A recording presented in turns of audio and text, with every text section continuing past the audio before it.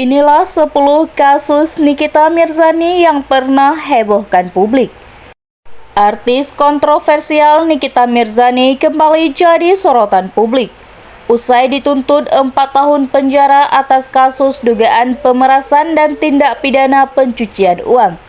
Wanita yang terkenal sejak tahun 2010 setelah mengikuti program Take Me Out Indonesia. Ini memang dikenal sebagai sosok yang sering terlibat dalam kasus hukum. Dalam kasus terbaru, ia terlibat dalam kasus dugaan pemerasan dan tindak pidana pencucian uang terhadap pengusaha dan dokter kecantikan Reza Gladys. Namun ini bukanlah tuntutan pertama yang pernah diterima oleh Nikita Mirzani. Sebelumnya, ia pernah menerima tuntutan hukum dengan kasus yang lebih berat. Inilah deretan kasus yang melibatkan Nikita Mirzani. Kasus prostitusi online. Pada tahun 2015, Nikita Mirzani pernah terseret dalam kasus prostitusi di salah satu hotel di Jakarta. Kepada media, Nikita mengaku bahwa dirinya adalah orang bodoh yang mudah percaya dengan orang lain, meski sempat ditahan oleh pihak kepolisian. Akhirnya Nikita Mirzani dibebaskan karena tidak ada barang bukti yang membuktikannya bersalah. Kasus penganiayaan terhadap asisten Julia Perez. Pada tahun 2016, Nikita Mirzani dan pacarnya dilaporkan oleh mendiang Julia Perez atas dugaan penganiayaan terhadap asistennya Lucky. Juppe mengaku bahwa Nikmir telah melakukan penganiayaan terhadap asistennya hingga menyebabkan luka sobek di bagian kepala. Dalam kasus ini, Nikita Mirzani terkena pasal 1760 KUHP tentang tindak kekerasan terhadap orang di muka umum. Namun pada akhirnya tidak ada kelanjutan dari kasus ini karena Julia Perez meninggal dunia. Dipolisikan mantan suami, Sajad Ukra. Pada tahun 2019, Sajad Ukra, mantan suami Nikita Mirzani, melaporkannya ke pihak kepolisian karena telah menghalanginya untuk bertemu dengan sang anak, Azka Rakila Ukra. Setelah bercerai dengan Nikita Mirzani, Sajad hanya berjumpa sebanyak 4 kali dengan anaknya. Itu pun bisa dilakukan karena Nikita Mirzani sedang berada di dalam penjara. Setelah Nikita bebas, Sajad dipersulit untuk bertemu dengan sang anak. Menghina Habib Rizik Syihab.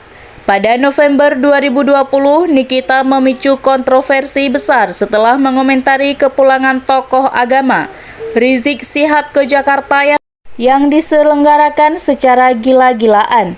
Akibat komentar tersebut, Nikita Mirzani dilaporkan ke polisi oleh Forum Masyarakat Pecinta Ulama pada 16 November 2020. Selain melaporkan Nikita dalam kasus penghinaan terhadap Rizik, ia juga dilaporkan atas aksi pornografi di media sosial. Namun pada akhirnya Nikita Mirzani tidak ditahan karena laporan yang diajukan dinilai kurang bukti dan belum memenuhi unsur untuk dijadikan laporan. Kasus penganiayaan dengan Kiki The Potter.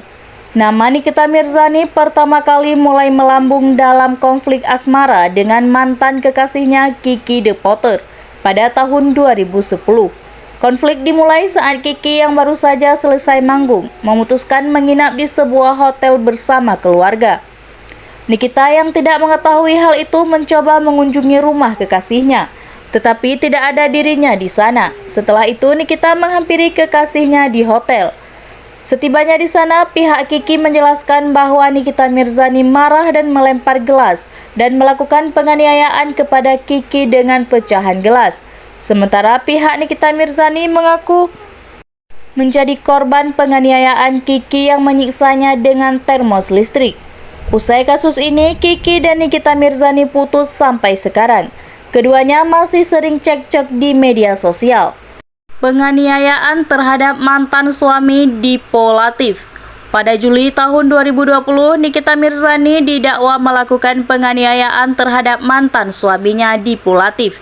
Setelah proses persidangan panjang, Pengadilan Negeri Jakarta Selatan akhirnya menjatuhkan vonis bersalah.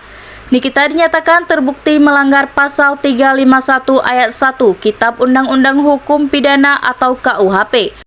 Sesuai dengan dakwaan alternatif dari Jaksa Penuntut Umum. Pencemaran nama baik Dito Mahendra. Pada tahun 2022, Nikita Mirzani kembali berurusan dengan hukum. Kali ini ia ditangkap oleh pihak kepolisian di sebuah perbelanjaan di Jakarta Pusat setelah Dito Mahendra melaporkannya atas dugaan pencemaran nama baik. Sebelumnya, Nikita Mirzani melalui media sosial Instagram pernah mengunggah komentar yang menyebut Dito Mahendra sebagai penipu. Merasa nama baiknya dicemarkan, Dito melalui kuasa hukum langsung melaporkan Nikita Mirzani ke Polresta Serang. Pada akhirnya Nikita dibebaskan dari kasus ini karena Dito Mahendra sebagai terlapor tidak bisa memberikan kesaksian karena sering mangkir.